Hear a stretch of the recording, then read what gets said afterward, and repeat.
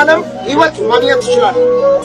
ኢየሱስ ሲመጣ ሊፈርድብህ ይመጣ። አሁን ግን ብታምን የዘላለም ሕይወት ታገኛለህ። ጌታ ኢየሱስ ይወዳል።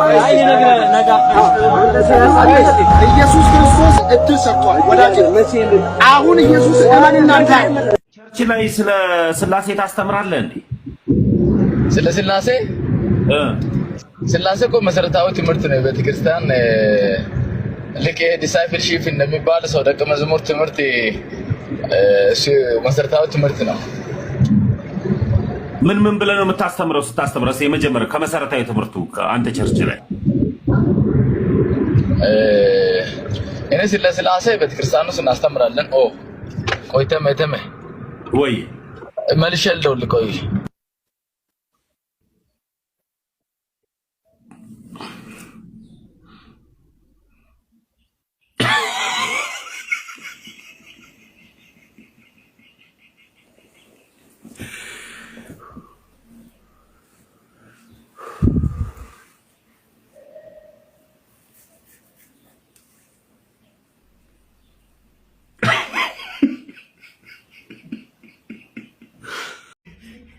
ከስጋዋ ስጋ እርሱ ከአብ ጋር እኩልነት ያለው ፍጹም አምላክ እንደሆነና ከአብ የተለየ አምላክ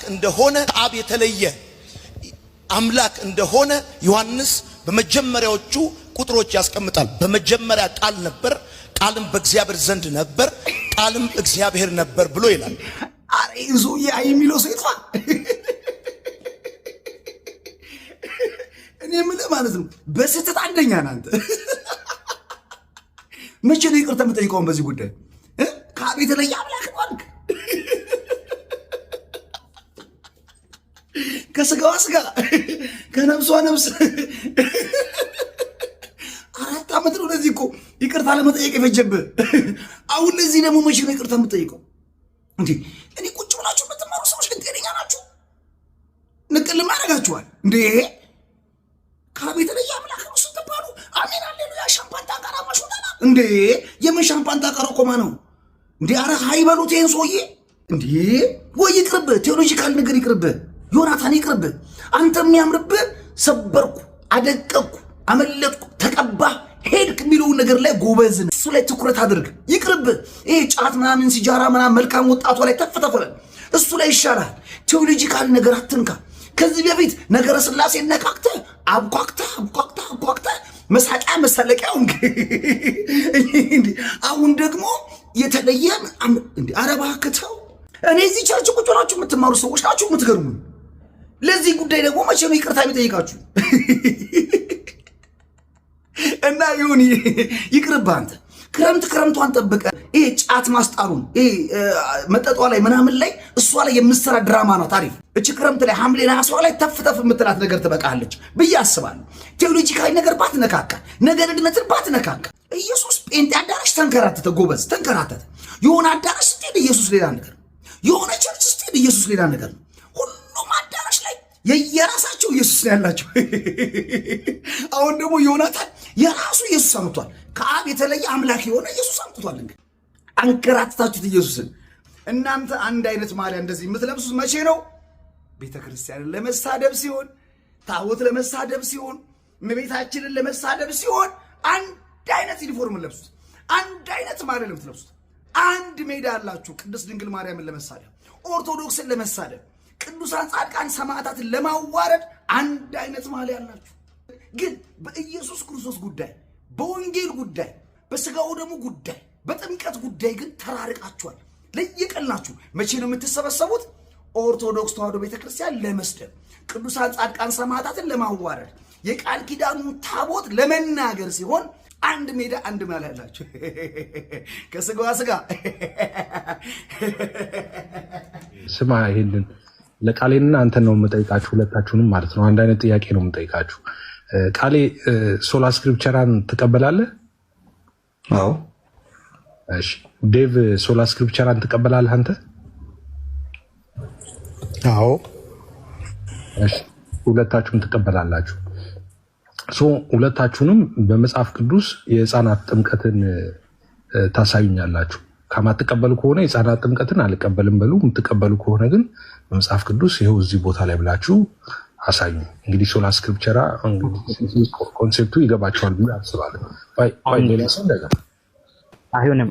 ይሄ ትክክል አይደለም። ይሄ ሶላ ስክሪፕቸራ አይደለም፣ ሶሎ ነው። ላይክ ሌላ ነገር ነው። ሶላ ስክሪፕቸራ አይደለም። ስለ ሶላ ስክሪፕቸራ እነሱ ከጨረሱ በኋላ አስረዳሃለሁ። ይሄ አይነት ስራ አይሰራም። ሶሎና ተረጋጋ። ሶላ ስክሪፕቸራን እኛ እንደዚህ ብለን ሶላን አስረዳሃለሁ። ኖ ተመሳሳይ ዴፊኒሽን ነው ያለው። አንድ ዴፊኒሽን ነው ያለው። አንተ የተለየ ዴፊኒሽን የለም ሶላ ስክሪፕቸራ ላይ አይደለ?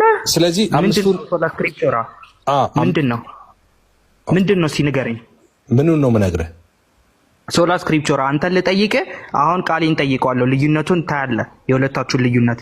ሶላ ስክሪፕቸራ ምንድን ነው? ኦኬ እሱን ሁለቱንም ሶሎንም ሶላንም አስተምርሃለሁ። ግን ከዛ በፊት ሚውት አድርግና ሁለቱ ይናገሩና ሳስተምር ነበር ተከታታይ በአምስቱን ሶላዎች ማለት ነው። ከዚህ በፊት 7 ወር ፈጅቼ አስተምራለሁ። አሁን ሚውት አድርግና የጠየኳቸውን ጥያቄ መልሱ። እነሱ ዲስትራክት አይደለም። አይ ይሄ ትክክል አይደለም። ዳዊት አንድ ሚውት አድርግ እነሱ እንድጠይቅ እንዴ ሚውት አድርግ እና እነሱ እንድጠይቅሽ። አሁን ሁለታችሁንም ጠይቂያችኋለሁ።